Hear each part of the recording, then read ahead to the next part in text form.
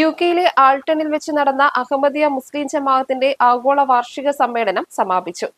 3 ദിവസം നീണ്ടുനിന്ന ആത്മീയ സമ്മേളനത്തിന്റെ സമാപന പ്രഭാഷണം ആത്മനിർഭരമായ പ്രാർത്ഥനയോടെ അഹമ്മദിയ മുസ്ലിം ജമാഅത്തിന്റെ ആഗോള നേതാവ് ഹദ്രത്ത് മിർസ മസ്റൂർ അഹമ്മദ് നിർവഹിച്ചു. സമ്മേളനത്തിന്റെ 3 ദിവസങ്ങളിലും വിശ്വാസവർദ്ധകമായ പ്രഭാഷണങ്ങൾ നടത്തി. 100-ൽ കൂടുതൽ രാജ്യങ്ങളിൽ നിന്നുള്ള 50,000-ൽ പരം പ്രതിനിധികൾ ആത്മീയ സംഗമത്തിൽ പങ്കെടുത്തു. മലയാളികൾ അടക്കമുള്ള ഇന്ത്യൻ പ്രതിനിധികളും ആത്മീയ സംഗമത്തിന്റെ ഭാഗഭാക്കായി. നിരവധി രാജ്യങ്ങളിൽ നിന്നുള്ള പാർലമെന്റേറിയന്മാരും പൗര നേതാക്കന്മാരും ഈ സമ്മേളനത്തെ അഭിസംബോധന ചെയ്തു. വിവിധ ആത്മീയ ധാർമ്മിക വിഷയങ്ങളെക്കുറിച്ചുള്ള പ്രഭാഷണങ്ങളും ഡോക്യുമെന്ററികളും എക്സിബിഷനുകളും നടന്നു. അഹമ്മദിയ ജമാഅത്തിന്റെ ഔദ്യോഗിക TV ചാനലായ MTA മുഖേന മുഖ്യ കാര്യപരിപാടികളുടെയും തർജ്ജമയും മലയാളം ഉൾപ്പെടെ നിരവധി ഭാഷകളിൽ തത്സമയം സംപ്രേഷണം ചെയ്തിരുന്നു. News bureau, Nilambur.